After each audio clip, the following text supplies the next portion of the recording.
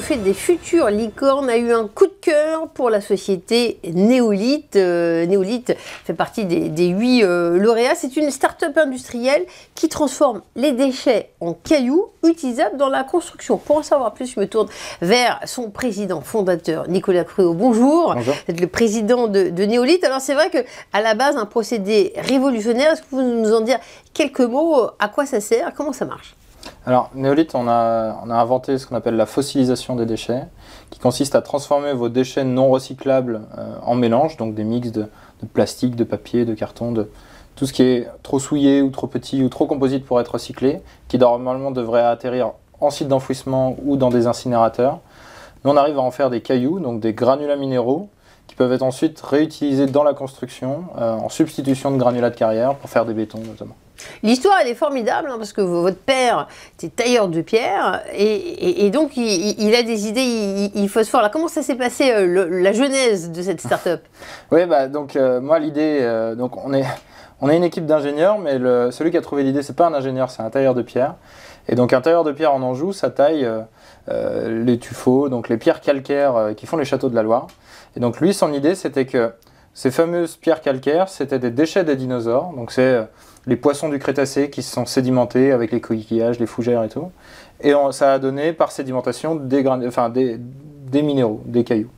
Et il s'est demandé si on ne pouvait pas répliquer ce procédé naturel, mais en l'industrialisant, en l'accélérant et en l'appliquant à nos propres déchets pour transformer nos déchets en pierre.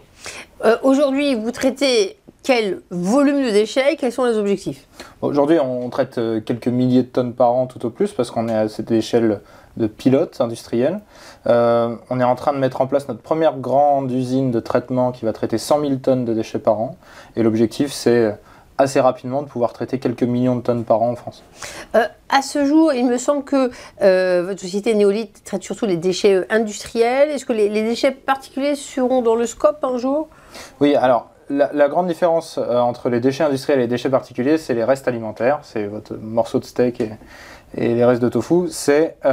Donc aujourd'hui, à cause de ces restes alimentaires, on reste sur le déchet industriel qui représente 15 millions de tonnes par an en France. C'est la moitié du marché. Mais dans les années à venir, on est en train de développer notre R&D pour arriver sur l'ordure ménagère et donc pouvoir proposer une solution unique à tous les systèmes de déchets. Le secteur qui est visé, donc c'est la construction. Il y a différentes formes, différentes modalités. Quelles applications envisagez-vous à ce jour? Aujourd'hui, on est sur les bétons non structurels. Donc c'est des bétons assez basiques, qui ne portent pas d'immeubles ou de bâtiments. Ça représente un petit marché dans le volume des bétons. Mais on avance sur les bétons structurels, donc les fondations, les dalles, les planchers et les poutres, qui va permettre d'avoir un domaine d'application beaucoup plus large pour nos granulats et être sûr que finalement le granulat, ce ne sera pas un limitant pour pouvoir traiter tous les déchets. Parce que notre mission, c'est moins de faire des granulats que d'arrêter d'enfouir ou d'incinérer les déchets. Et donc, si on pouvait avoir toutes les applications possibles sur le granulat, on serait sûr de pouvoir traiter tous les déchets qu'on a en entrée. Alors, vous avez dit modestement que vous êtes ingénieur, vous sortez de Polytechnique.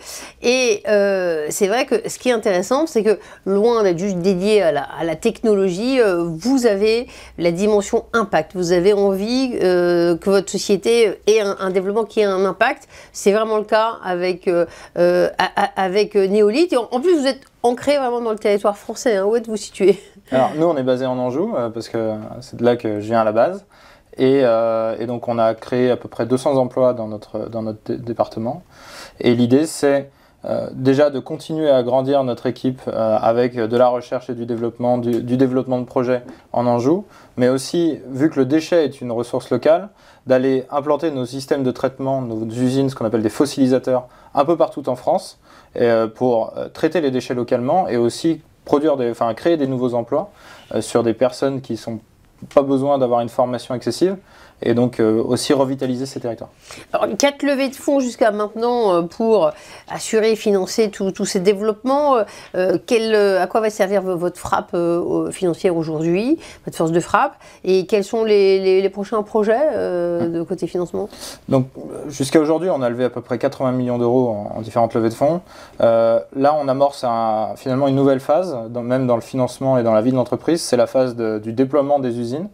Déployer des usines, ça coûte quand même pas mal d'argent. Et donc, on a atteint aussi ce niveau de maturité où on peut aller chercher dans les prochaines années plusieurs centaines de millions d'euros pour déployer assez massivement et assez rapidement des usines de traitement. Et finalement, remplir notre mission qui est, vous l'avez dit, c'est d'avoir de l'impact. Nous, on essaie de quantifier cet impact, notamment en impact carbone. L'ambition de Néolith, c'est de pouvoir réduire de 7% l'empreinte carbone du pays si on pouvait traiter tous les déchets français. Et donc pour ça, il faut déployer vite, il faut du financement, il faut des équipes qui tiennent le choc derrière. Alors on a besoin de vous en France, mais j'imagine que les besoins sont à peu près équivalents à l'étranger. Vous attaquez l'international, vous l'envisagez pour plus tard? Ouais, l'international, alors ce ne sera pas pour l'année prochaine, mais à horizon quelques années, on a identifié quand même des marchés qui sont très porteurs. En fait, tous les marchés très similaires à la France en termes d'industrialisation, de développement et de contraintes environnementales qu'on a envie de s'imposer, donc comme l'Europe de l'Ouest, l'Amérique du Nord ou le Japon par exemple, sont des marchés porteurs. Et donc après, il tient qu'à nous à transposer ce qu'on a fait en France, à la fois d'un point de vue réglementation, mais aussi d'un point de vue conviction du marché, pour dupliquer. Et alors vous êtes lauréat de ce prix coup de cœur. Qu'est-ce que ça vous fait? Comment vous le ressentez? Alors le prix... Déjà, je trouve ça très sympa d'être assimilé à une future licorne, parce que nous, on y croit beaucoup. J'espère que les autres vont y croire aussi, surtout mes investisseurs. Mais je pense que s'ils ont investi, en l'occurrence, c'est qu'ils y croient.